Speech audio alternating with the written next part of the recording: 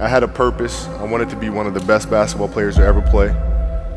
And anything else that was outside of that lane, I didn't have time for.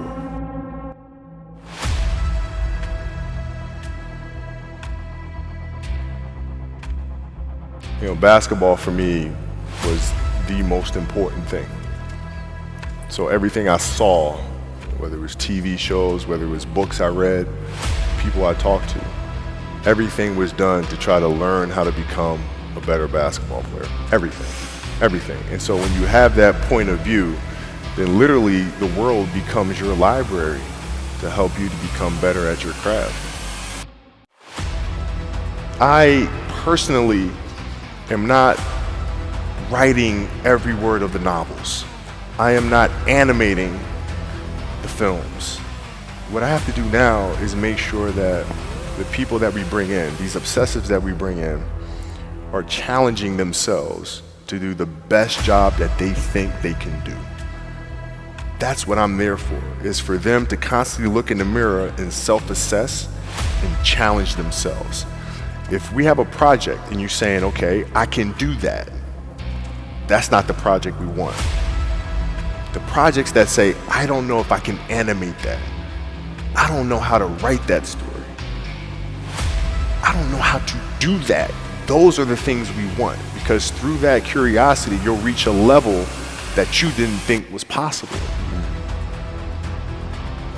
At 13 years old, I played the longer game, because my game wasn't about being better than you at 13. It was to be better than you when the chips are really on the line.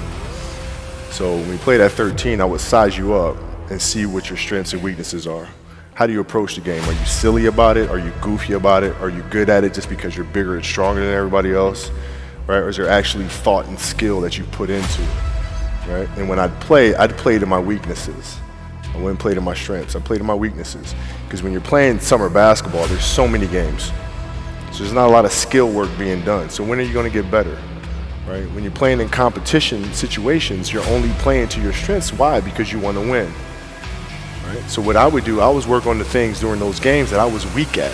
Left hand, pull-up jump shot, post game. Right? So I have a strategy.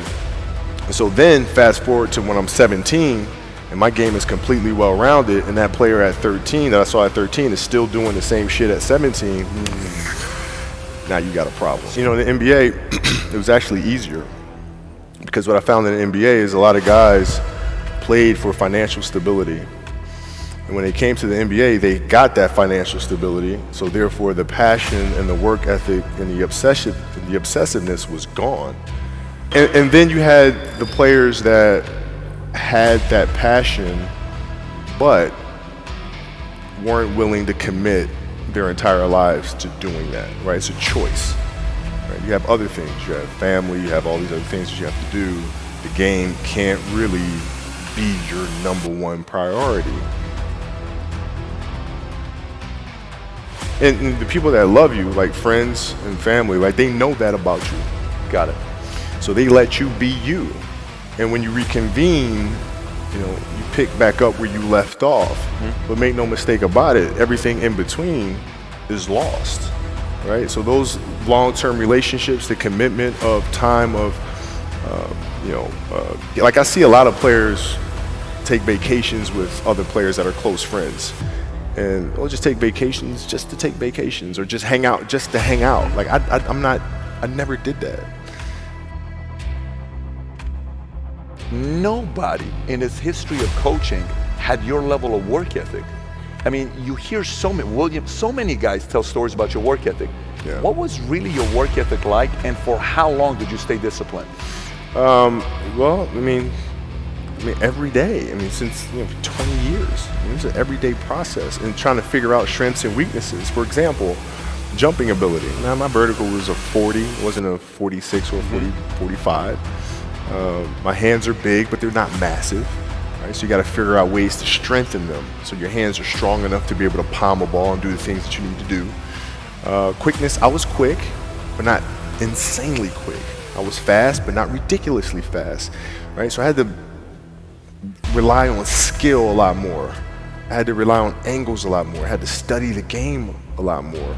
And but I enjoyed it though. So like from the time I can remember when I started watching the game, I studied the game, and it just never changed. Who would Shaq be if he had your work ethic? He'd be the greatest of all time. For sure. I mean, this guy was a force like I have never seen. I mean, it was crazy. You know, a guy at that size, generally guys at that size are a little timid and they don't want to be tall. They don't want to be big. Man, this dude he did not care. He was mean. He was nasty. He was competitive. He was vindictive. I mean, I wish he was in the gym. I would have had 12 rings.